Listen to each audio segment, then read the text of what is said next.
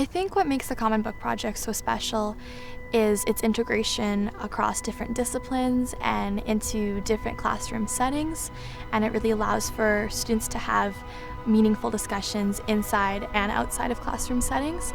And the fact that it's been integrated into nearly 10 different first-year classes really allows for the development of these perspectives and for a bigger conversation to be started.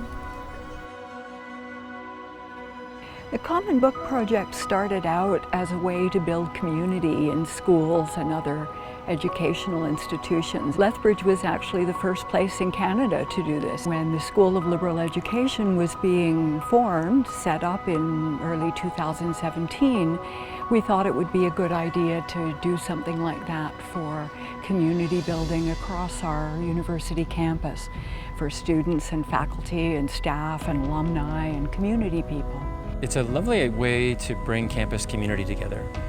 We often work in silos as professors, and students don't necessarily see connections between courses or between disciplines, and so having a Common Book Project is a really, I think, productive and generative way to see those in conversation with one another, a place where different disciplines and different professors and academics can meet and have conversations around current contemporary issues in Canadian society. The model of liberal education that we use at the U of L is built around having a broad and integrated education and development of critical thinking skills for students. But the goal of all of that is to build community and engagement in community. Having people read and discuss and think about a common book, about a current issue, is very much part of what we do in liberal education. Our goal is to develop thinkers, learners who are engaged at their communities at all levels, from local to global. People who are interested in making the world a better place. Personally, I found the choice of book to be very important too.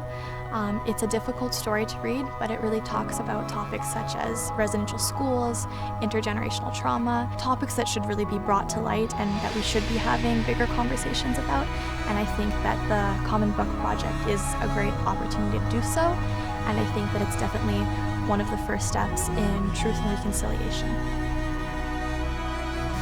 Many of our teachers want to engage in discussions around truth and reconciliation and incorporating Indigenous ways of knowledge, but maybe lack the confidence or knowledge on how to do so.